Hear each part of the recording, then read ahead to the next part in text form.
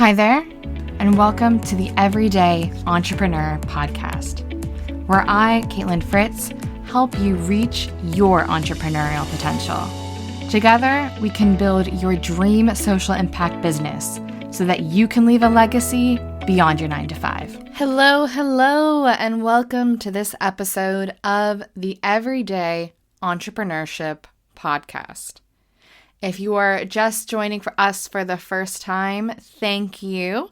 I'd love to introduce myself. I'm Caitlin Fritz. I am a Forbes recognized entrepreneur, an enterprise educator, and business coach who's worked with over 650 founders worldwide to build, grow, and scale their impact-led business.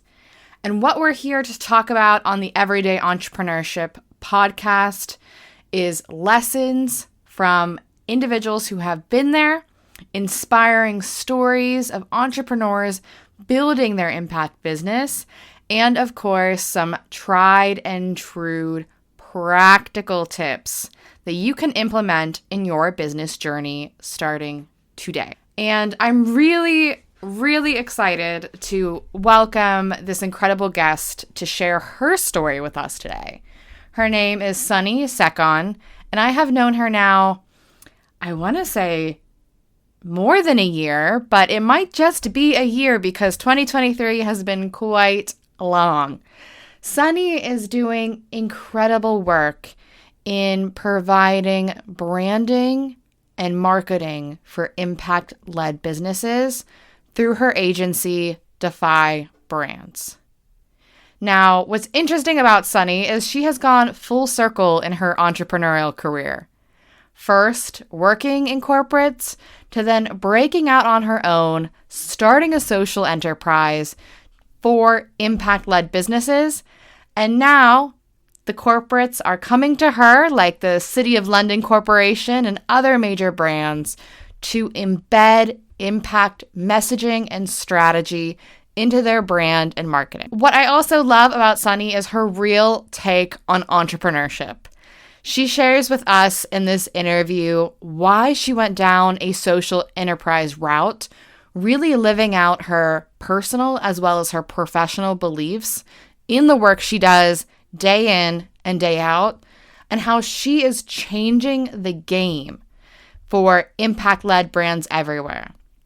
Nothing is off limits in this conversation. We talk about what it's like being a woman founder, all the way to getting and securing your first client as a brand new agency.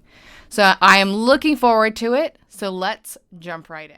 Hello, I am here with Suni today. Welcome, Suni.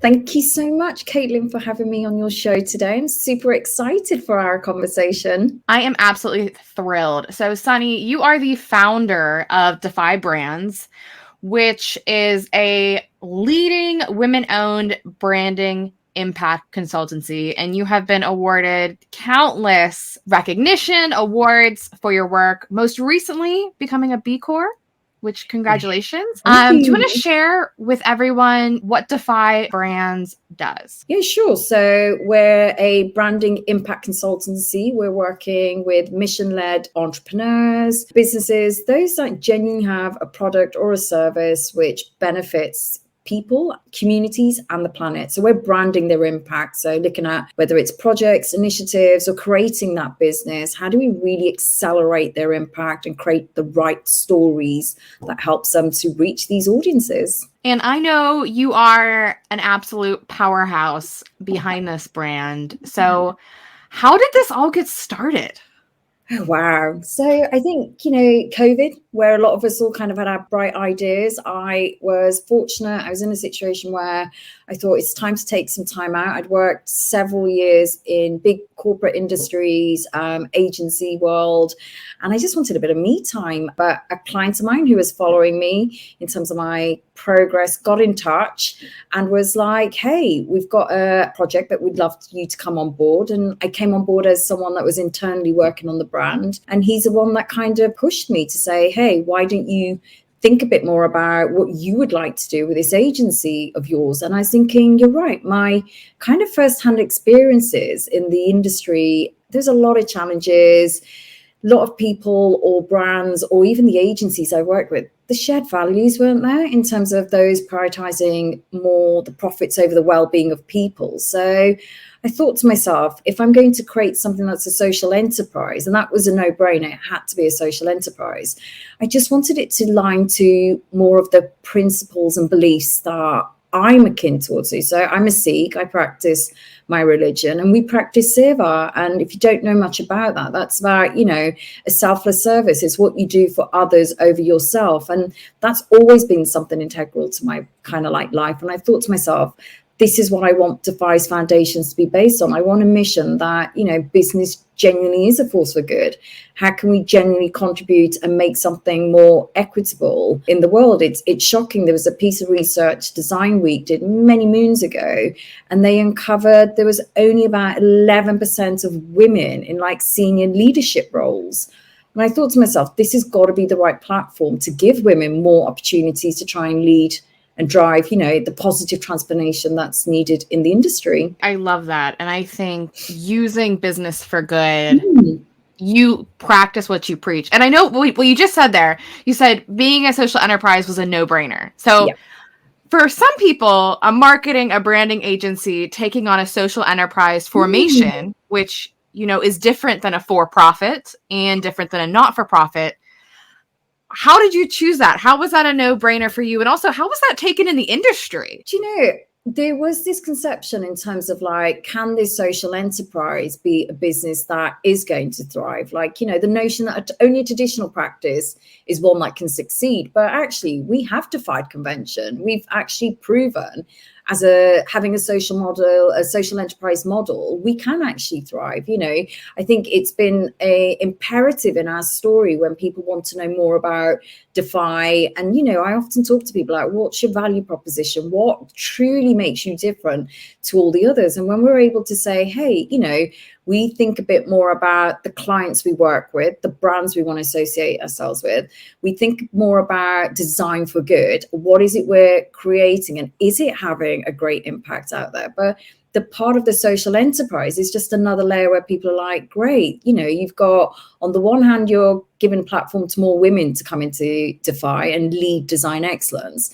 But then you're taking the profits of your business and we're putting it towards a grassroots project. That's going to be my next goal for next year. And it's taken me a while to realize where are the profits going into our social impact project. But it's actually shocked people how well we are doing and how we are reaching and we are creating disruption. And I think the awards you mentioned, for me, I see them as like levers of change. People are recognizing our mission.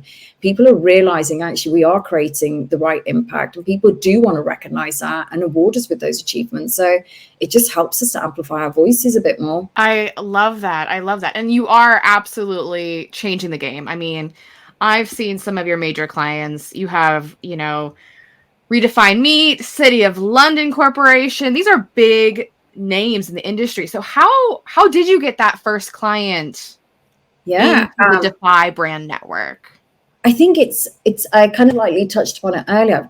I've had relationships with all my clients that have been meaningful. They've just been ones where when you meet the right entrepreneurs and you think to yourself, we're akin, we're sharing the same values, we want to create better out there. And I had the great opportunity where, those that are still following my journey have moved on from the days where we worked in agency world, and Redefine Meat were one of them that approached us. They were kind of like our first unknown clients before I even set up Defy. And I was like, I need to set up a business, because if I'm going to be doing this, if I'm going to be consulting, next thing it led into, actually, I need to put a creative team together. I need to think about, production. And I was privy enough that I've worked in so many great agencies during COVID. A lot of people went freelance. So it's able to pull this together. But, it's a testament that they wholeheartedly trusted us. But the great thing about Redefine Meat was they instantly wanted to back everything in terms of my mission about, okay, if we're going to do this, I want to get more women at the forefront. You're the leading food tech brand in the world. You're like the second brand that's out there. We've able to take you from, your home territory into an international market where you're across 4,000 restaurants right now. You've got the likes of Michelin star chefs like Joaquin Gurner, Marco Pierre White. You know, you've got these big names that are behind you. And this is because the women that came together to create this brand really did something that redefined what was to be expected. So we're still working with them 3 years down the line. And, you know, we're part of some amazing advocacy network groups that support women in business, ethnic minority businesses. And, you know, they've been able to recognize, you know, that work that we're doing is really impactful. And it's just led into conversations like, you know, the City of London that have been, let's try this partnership. And they've been fantastic. We've had lots of referrals and it's expanding our reach. It's phenomenal. Honestly, I could not write this how it's happening, but it's working. It is like a fairy tale. And before we jumped on, I thought it was really funny because we had this moment where you kind of started in this more corporate space. Yes. You build a business that have impact that's now redefining the corporate space. Totally. It's just gone like completely full circle to think a bit about the kind of, you know, the brands we worked with. And I think most of them, like, you know, it's privy to work with Unilever. And I think that's kind of like set me alight as well when they put the sustainable living plan together. And that was when Paul Pullman was like, you know, CEO, and his vision, like, honestly, when you thought about it, yes, he's demonstrating how a business can be purposeful and still make profits. But I found it challenging working in the agencies that I did. And, you know, it's one of those things like we're preaching, but we're not practicing. And that's the thing where I just felt that jar. And I thought, you know, the great thing about Defy Brands is we're actually going to practice what we preach. So with these corporates now, we genuinely are like, hey, we are a responsible business ourselves. We've got great policies in place, hence our B Corp. And therefore, there's this great affinity finding those brands and companies that want to work with us. So I have to be a little cheeky here. So have you turned clients down if they don't meet your kind of impact metrics and your kind of mission? We do. We get quite a lot of inquiries, whether they come through Instagram or LinkedIn. And I do take the time. I will look through everything. And if I feel like actually, you know, some of these entrepreneurs, good on them, they've got a great business plan, a great idea, but actually it's not benefiting the people you're serving. And actually there isn't an unmet need through this. And actually, I think you're fueling more into the environment that actually is unnecessary. And my experience in the last, you know, we're coming up to 3 years now, all these inquiries that come through have kind of like shaped a bit of the storytelling. And I was quite bold. One of my clients was like, it's really bold what you put on your homepage. It's just right out there to say, I genuinely will only work with brands that are creating better. If you want us to help you accelerate, answer these 4 questions. And there are other businesses out there. There are other consultants that perhaps will work with these brands. But for Defy, while we have this platform, while we have this voice, we really want to kind of like accelerate the right impact for our clients. I love that, though, because it's almost like you are putting out there the people you want to attract. Yeah, absolutely. Absolutely. And so obviously that is bold, you know, especially as like a new agency, but you've grown so much over the past couple of years. So I would love to know, you know, you've had this explosive growth, but what kind of hurdles have you experienced, one, in building an agency that is so proactive in its mission, and 2, you know, being a female entrepreneur in this kind of disruptive space? Were there any mindset, you know, barriers that you had to overcome? Yeah, I think we all get this. And I didn't realize, like, you know, at the onset, there's this whole thing about where you feel like, I can't do this because, you know, I've always been tucked under the umbrella of another brand, another agency, and therefore those successes are their successes. And actually this imposter syndrome, which I was like, I didn't even know that existed. Like, I couldn't even bear to put myself on LinkedIn. I was like, oh no, cringe. I don't want anyone to read what I'm doing, where I'm going with this. And, you know, immediately it's that thing, oh gosh, what if I fail? I've publicly announced that I'm doing this and then it's going to lead to failure. So I just think there's this massive mindset piece where now I'm just like, I just don't even think about it. I just get on with it. And it's crazy how the cheerleaders are people I've not heard from in a while that have been able to come in there and talk to me a bit about, this is brilliant what you're doing, would love you to kind of meet other people. And you're like, this is great, you know, these referrals. but they don't necessarily always translate into a piece of business. And I think one of the things I kind of assumed starting this process was, actually, I've worked with a lot of corporate brands. I feel like I should be able to reach out to them, tell them a little bit about Defy, and hopefully they'll be like, yeah, we've worked with Suni. Let's try and find the right project. And actually, that's been the biggest barrier, because all these big corporates, unbeknown, they've got, particular agencies that they work with. And I've worked for tier one agencies, and it's very difficult to take yourself off the roster unless you're not delivering. And therefore, brand managers can't quite, bring you on, because there's a whole process to go through. And I think that in my first year was the biggest barrier, as in, oh my gosh, how am I actually going to get my foot in the door? Because I can't compete with the likes of WPP. I can't be out there with, some of the big independent agencies, even though, what we're doing, there's a phenomenal mission behind it. And it was only kind of like through a ex-client, through P&G, they mentioned the United Nations, try and look through, some of the projects that they're looking for support. And the UN dropped me an email after I registered to say, hey, you're actually a woman-owned business. And I hadn't thought about that. That was the first time it came to my mind, like, oh yeah, I am a woman-owned business. And they're like, why don't you take us up on some free training? We'll introduce you to We Connect.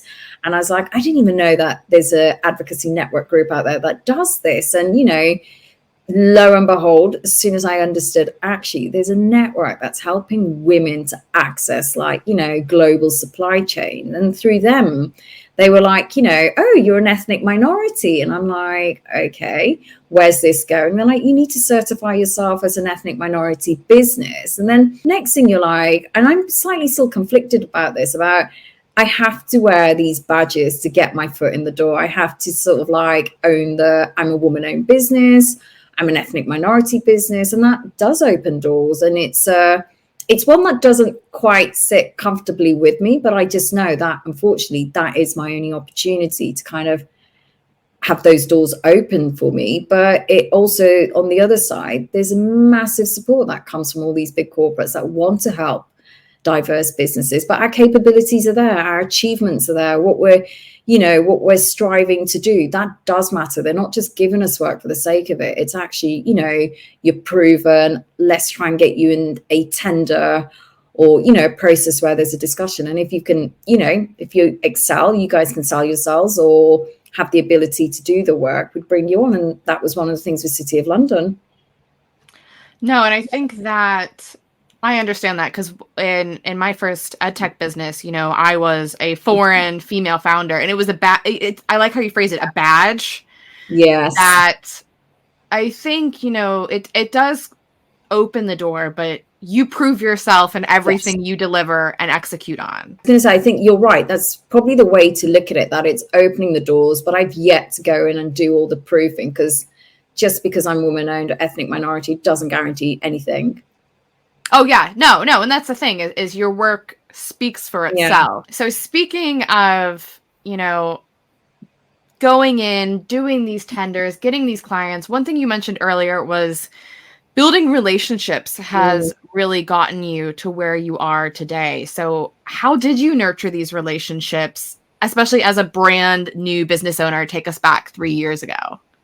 Yeah, I mean, it's one of those things I often look at, again, going back to the way we were brought up. There was always substance, there was always meaning. And I know, we went through university, schooling, and I was probably the one that had so many friends because I kept in touch with everyone. And over the years, you then realize, actually, how do people enhance your life? How do you enhance their life? Where's that kind of meaningful kind of connection? And through some of these clients that became really good friends who are now, perhaps they can't get me through the organization, but they're massive cheerleaders that are there supporting me and advising me or making sure I've been put in touch with someone. And I think these relationships do matter because, we're 14 clients in now, and there's times where they dip in and out, but we're constantly at the forefront to have conversations with them to say, hey, I've noticed this, or we need to be ahead of this because this is going to be happening next year. And it's more, a partnership. It's the value we bring. It's not running the taxi meter the entire time or actually only dipping in and out when there's a paid piece of work. It's actually being a partner to their business and actually adding much more value. And I think that's been an interesting approach, because agency life, you can't do that. No. You're on a meter. So if you're trying to explain to your boss that actually I think it's quite good if I nurture this conversation, and it's like, no, they're not pitching any work, or there's nothing live, they're not paying for any fees, move on to the next one. And you're like, gosh, that's quite cold, quite clinical, and that's not me as a human being. So it's that thing again, full circle. People always remember you, and if the right things resonate, they'll reach out. I love that. I think the way you approach it with such a genuine attitude, you're not always knocking on the door. You're giving them value and advice. Yeah. And I think you must get this as well. I'm often like, you wake up in the morning and you're like, gosh, why is my phone going 10 to the dozen? And you're like, it's all these LinkedIn requests or emails, and people are constantly selling. And I'm like, it doesn't work. I switch off to things like that. I delete them or I block them. And I think that also made me realize on day one, do not sell. And I know it sounds crazy. I've sold so many people that actually don't need to sell yourself. Like, just be very clear what it is that you do. Make sure you've got something very distinctive about your proposition, but then also how are you going to help that brand or that business realize its goals and find the shared value. If you can tell someone that story, your foot's already in the door. You don't need to go in and say, and we can do this, and we can create one of these, because everything else comes off the back of it. And that's, I'm hoping I'm not the only one that's doing this, but I just think to myself, that's a clever strategy just to have a conversation with someone. These conferences that happen every year where there's loads of procurement buyers from big global brands. I've never, ever walked up to someone and said, hey, we're a branding consultancy and I think you should work with us because we're women or we're an ethnic minority. I've actually done my research to think, actually, there's only 4 brands I really want to talk to because I've read something or I've understood something. And I think our team can genuinely help them with some of those goals. And it has worked. It's been a great approach. And someone from one of the big corporates like, gosh, that was quite refreshing. And I said, I might not be for you, but it's just a thought piece. So there's certain approaches that are working that, agency world, when I was in, I would never been able to have done because I'm not getting paid for it, versus the time I invest now in these relationships. And I think for it to be successful, you have to put the time in, you have to put this energy in, and taking this approach is working. So I'm just going to keep sticking to it. I love that. And I think if you can offer value in every conversation you have, you're indirectly selling yourself. You are a thought leader. You are sharing something that they can go apply, and they're going to think of you. Absolutely.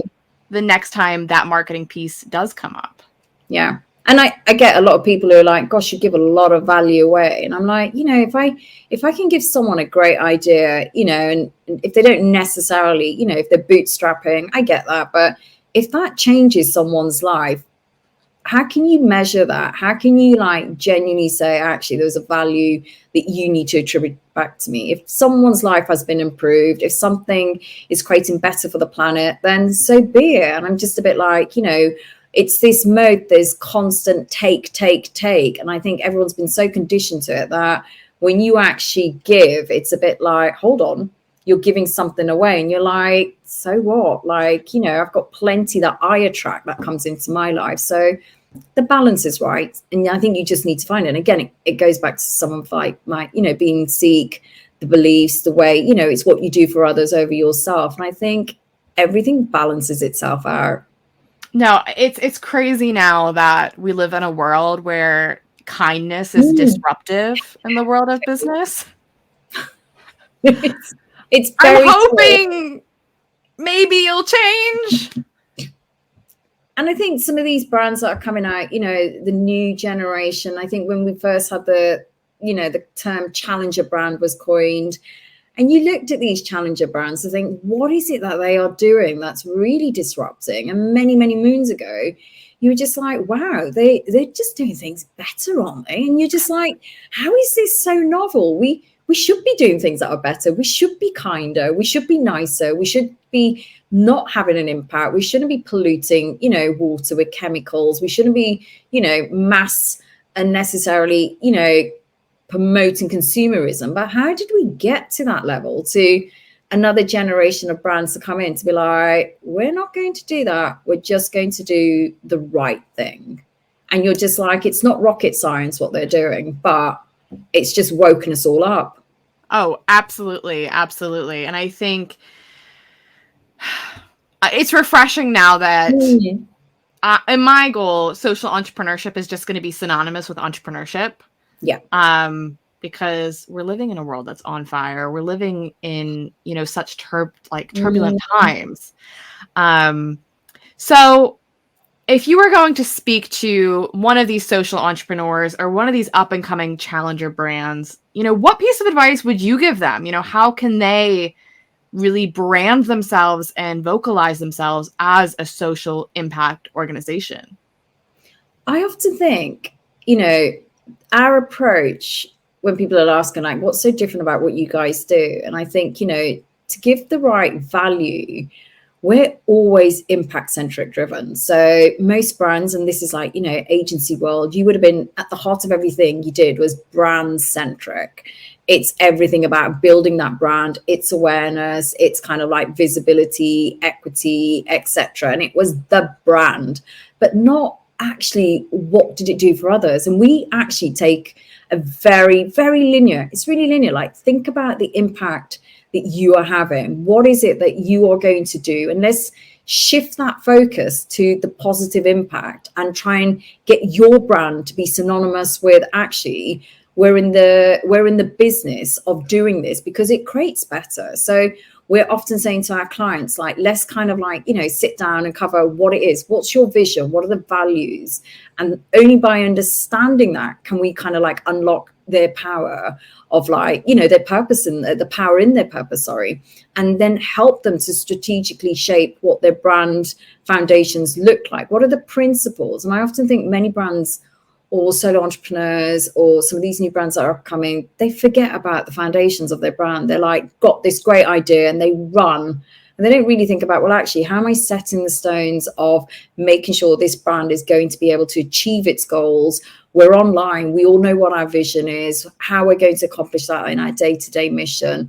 And it's just being a bit more grounded in that. But once you've got this phenomenal kind of like, I often say it's an intelligent impact strategy, because that's what you need. You need an impact strategy as opposed to, I want to build this brand and this is where we're going. You weave this story doing into this. And I'm a massive advocate about stop talking about the things that you'd like to see out there. Let's start talking about the things that you are doing. So your story doing has to be in every facet of your brand. Think about your expression, how you're verbally communicating yourself, how you're visually appearing, the experiences you're going to offer, where you're going to show up. The story doing has to be at the heart of everything. And when you're doing that, what comes to the forefront is your social or your environmental impact. And that's what's going to make you stand out from many of the other brands, because they're too busy building their own brand, their own visibility, and counting vanity metrics like likes or shares, etc. But actually, these brands that think about, actually, we're in this market or we're in this business to create better or to serve an unmet need. And this is, this is what we do and this is the impact we have. And actually, these brands are the ones that are accelerating. These are the ones that are doing exceptionally well. And it's sustainable. It's not a gimmick. They're the ones that will be around for the next 15, 20 years. Their mission will evolve. They will have achieved a lot of goals, but they will be paving the way. They'll be creating, blueprints for others to follow and building better ecosystems around their own brand versus those that are taking a brand-centric approach. I love that, because I remember the very, very, very, let's take it back to 2018, first branding worksheet literally was concentric circles with your brand in the middle. Yeah. And just turning that on its head, that will change everything. That will change your marketing, your impact strategy, everything you mentioned. And that, will change the way, exactly like you said, change up in the ecosystem. 100%. And I think there's nothing, back in the day, like, Kotler, all of these great marketing strategists, all the kind of like the big gurus that were out there. It was always, brand first, and you think about, some of the heroes that were out there. Like, you look at what Anita did with the Body Shop. Now, I'm talking like when I'm 11, 12, at the weekend, meet up with your friends, and you're walking around like, a little kind of like retail park and the Body Shop. You're like, firstly, it stands out because no one's doing anything like this. But at the core, it was always about sustainability, but it was being ethical as well. And her products, they were, they weren't overpriced, but they were novel because nobody else was doing this. And you think about the foundations that she set, and she is paving the way. There's so many more brands out there now that are trying to create better, but she was one of the first. I actually thought, I don't need to build up Body Shop. What I need to build up is what is happening out there. It's this impact we're having. If you can, buy our products, if you can support our mission, sign our surveys, if you can, be behind and back us, we can create better opportunities for so many people. And she really did break the mold. She really did redefine the way that she kind of like built that business. And it's super uber successful now, and she's probably one of the biggest pioneers out there. And she was the only one I looked up to as a like, wow, look at this role model, like look at what she's doing and how she's creating something that genuinely is serving better for others. And yeah, it's profitable, and she could take the profits, put it into community initiatives, she can give back. But doesn't it just show when you do something that's right by others,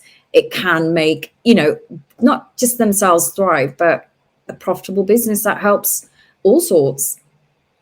Absolutely. I look up to her story, and I think so many ways she kind of set the blueprint. Totally. And normalized it in a way that I don't think any other business had before then. No. So speaking of, making this impact, leaving this legacy, what does the future look like for you, Suni, and Defy Brands? What is your desired impact with your business? Wow, we've got I often say to people, I know we're coming 3 years in, there's still so much to be done. I think I'm coming towards the end of this year. We certified our B Corp this year, which is amazing, but it's put us on a path. We are only just starting, creating the right kind of standards, best practices. We're going to be continuously improving ourselves. And that's a big piece of work to look at. How do we can make sure that we stay true to everything we're saying? And how do we really genuinely put in the right practices? But I just think the future right now, as well as the social impact project, it's a grassroots project that we're looking at starting up. I was fortunate to be a visiting fellow for a venture capital firm. And the first cohort that arrived, I looked around the room, and when everyone kind of did the introductions, their stories, I was like, okay, they've all been to amazing Ivy kind of League style universities all around the world. They've got amazing networks. They've got parents that work in phenomenal businesses. And if their idea in this room doesn't get funded, I'm sure someone will. And I looked around and I thought, if this was me, I don't even think I would have got my foot in the door. I think someone probably would have been like, sounds great, but not sure. And at that point, I realized, a couple of months into it, and I thought, we've got this money. And I keep talking about the social enterprise project. I now know what it is that we want to do. And I want to set or create an opportunity where something like a grassroots project, can help young adults from, disadvantaged communities who won't necessarily perhaps go on to university, whether it's social reasons or financial reasons. But what if one of them have got a great idea? What if we can help them in a way to shape their idea, give them the confidence to pitch in front of corporates? I seem to be in networks of corporates. I'm hoping they're going to be able to help and actually protect their IP as well. What if we can make a difference to one person who potentially may have just thought, I'm not going to go to uni, I'm not going to get my idea out there, I don't think there's anyone great that's going to support me. What if we can do that? So I think there's a lot happening for next year onwards, aside from continuing our B Corp journey, thinking about a social impact project, but there's plenty to keep us going. It's always great when you just come across more and more entrepreneurs who are up and coming in terms of similar to ourselves, very impact driven. Key thing is just stay true to your mission, just be persistent and think about building that supportive network. As I think we spoke about earlier, before we joined, it's been a crazy year, and the founder's journey, I've just realized, is not an easy one to take. And I think I've been the most challenged this year, where I've just been like, oh my gosh, what am I doing? But what the greatest thing has been, I've built a great supportive network around me. I've got great cheerleaders who just remind me why I'm doing what I'm doing. And, I get to the point where, yes, the start of this year, where are we now? December. And you're like, look at what's been achieved. Look at the difference it's made. And then it just excites me about, can't wait to get this social impact project off the ground. Can't wait for our B Corp journey to kind of really take off. So let's see. And then I think in 5 years' time, if we're some leading force in, trying to promote gender equality, or we've changed things in the creative industry, I think that's a great feat. I love that. So, Suni, if people want to, learn more about your journey, learn more about Defy brands, where should they look? Yeah, if anyone's interested to learn more, by all means, check out defy-brands.com or find me on LinkedIn, Suni Sekhon. Just don't sell. We told you guys that earlier. Let's make meaningful connections. Yeah, meaningful connections. If you genuinely want some support, or, and our networks are constantly growing, I'm always up for hearing stories and happy to help people, put you in touch with people. So find me through the website or connect with me on LinkedIn. Thank you so much, Suni, for sharing your insights. I found this so refreshing and inspiring, and I can't wait to see what Defy Brands does in 2024. Oh, bless. Thank you so much. And I know you've been a massive supporter. You've helped me at the beginning of our journey. So testament to Defy. It's all those people around us in our own ecosystem. So no, thank you so much for having me on your podcast. Really enjoyed this. Thank you. Wow. What I love about Suni is the way she approaches business from such a genuine and kind place, building relationships that have prospered in her business. She is someone who not only practices what she preaches when it comes to having an impact-centric organization, but she's also spreading this message and spreading this ethos to brands far and wide. So if you haven't checked out Suni's work, don't worry, all of her links are in the show notes, and she is just as wonderful as she sounds. Honestly, you need to connect, whether that's on LinkedIn or checking out Defy Brands. Now, I know we're coming to a close of 2023, but there are so many amazing things coming up with Everyday Entrepreneurship in the new year.